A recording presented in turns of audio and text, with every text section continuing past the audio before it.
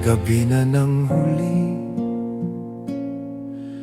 iniisip niya kung anong damit ang isusuot.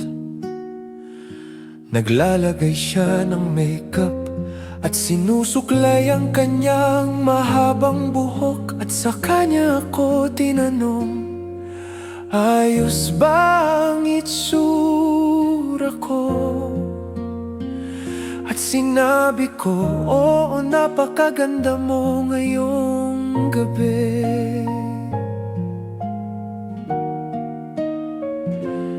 Pumunta kami sa isang handaan at lahat ay napapalingon sa napakagandang babaeng ito. Nakasama kong naglalakad at sa kanya ako tinanong, ayos lang ba ang pakiramdam mo? At sinabi ko, oh, napakasaya ko ngayong gabi.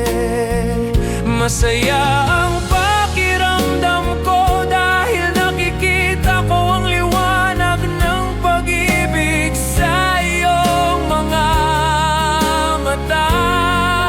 At ang kahangahangang bagay ay hindi mo namamalayan kung gaano kita kamahal.